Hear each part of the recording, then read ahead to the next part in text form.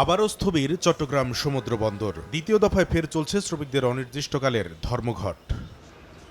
রোববার সকালে বন্দরের জেটি গেট দিয়ে কোনো ধরনের যানবাহন ভেতরে ঢোকেনি, বেরও হয়নি। চলছে না কোনো ধরনের কার্যক্রম। বিশৃঙ্খলা এড়াতে সতর্ক রয়েছে আইনশৃঙ্খলা রক্ষাকারী বাহিনী। গেটের সামনে অবস্থান করতে দেয়া হচ্ছে না কোনো শ্রমিককেও। চট্টগ্রাম বন্দরের চেয়ারম্যান এস.এম. মনিরুজ্জামানকে প্রত্যাহার না করলে চট্টগ্রাম বন্দর এলাকায় যে অশান্তির আগুন জ্বলবে, সে অশান্তির আগুনের জন্য সম্পূর্ণরূপে আমরা সরকার এবং কর্তৃপক্ষ সহ সকল সংশ্লিষ্ট সকলকে দায়ী করব।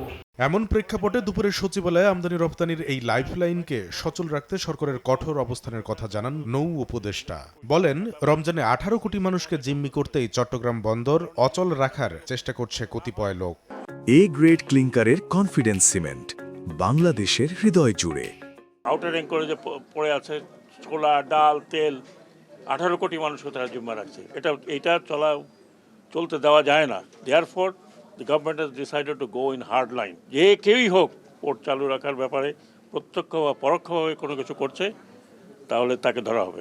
এরপর বিকেলে রাজধানীর ফরেন সার্ভিস একাডেমিতে সংবাদ সম্মেলন করে বিডারের নির্বাহী চেয়ারম্যান পরিষ্কারভাবে জানিয়ে দেন, অন্তর্বর্তী সরকারের সময়ে ডিপি ওয়ার্ল্ডের সঙ্গে কোনো চুক্তি সই হচ্ছে না। আপনারা বলতে পারেন কিনা এই সরকারের আমলে সাইন হচ্ছে না? আমার মনে হয় এটা ফেয়ার অ্যামাউন্ট অফ সার্টেনটি নিয়ে বলা যায়, কারণ আর দুটা কার্যদিবস হচ্ছে। গেল 5 ফেব্রুয়ারি নৌ উপদেষ্টার আশ্বাসে 2 দিন কর্মবিরতি স্থগিত রাখা হয়। তবে 4 দফা দাবি বাস্তবায়নে উদ্যোগ না নেয়ায় শনিবার থেকে আবারও অনির্দিষ্টকালের ধর্মঘটে যায় চট্টগ্রাম বন্দর শ্রমিকরা। কামরুল হাসান সবুজ, সময় সংবাদ, ঢাকা।